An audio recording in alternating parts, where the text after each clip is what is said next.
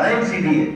یاد رکھو کہ جب تک جو ثقافتی غلبہ ہوتا ہے، جیسے ہمارے یہاں ثقافتی غلبہ تین قسم کا ہے. نمبر 1 ہے مذہب کا، یعنی یا وہ شیعہ یا سنی جو بھی ہے. اسلام کا غلبہ، یعنی ہر چیز میں کلمے کا رشتہ، ہر چیز میں جی اسلام اللہ یہ، اور پھر یہ بات ہے کہ جی اللہ کی مرضی کہ وہ یار پتہ بھی نہیں ہلتا ہے جی، تو اللہ کی مرضی کے بغیر پتہ بھی نہیں ہلتا. تو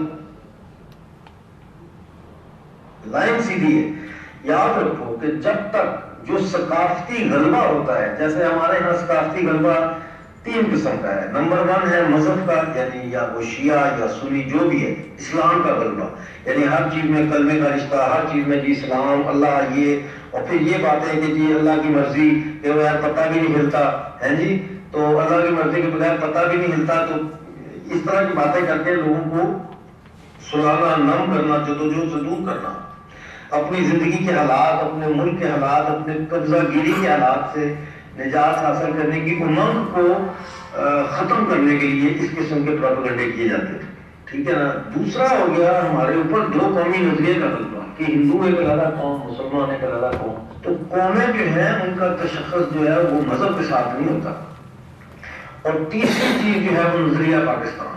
یہ تین ہمارے دشمن ہیں. ان تینوں کے جب تک یہ ہم اپنے جو بھی 25-30-40 نوجوان ہیں ان کے دماغ سے جب تک اس کو کھرچ کے نہیں نکالیں گے، اس وقت تک ہم سیکنڈ سٹیپ نہیں اٹھا سکتے. سیکنڈ سٹیپ ہے کہ اس ریاست کے خلاف لڑنا، اور بغیر مسلح جدوجہد کے دنیا میں کوئی بھی قوم آزادی حاصل نہیں کر سکتی. اس کے لیے بیٹا جنگ لڑنی پڑتی ہے. تمہارا یہ بھائی ہر وقت تیار ہے.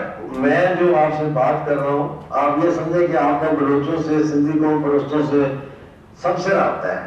سمجھ آئی نا.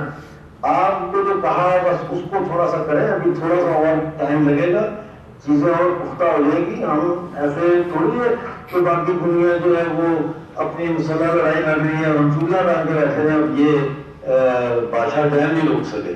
ہم کو اس قسم کے ہیں. ہم صرف انتظار کر رہے ہیں. 4 سال ہے ہمارے پاس 2024 تک. مودی کی گورنمنٹ چلے گی، یہ آپشن بھی نہیں رہے گا ہمارے پاس. یہ آپشن صرف ہمارے پاس اس لیے کہ مودی کی گورنمنٹ ہے.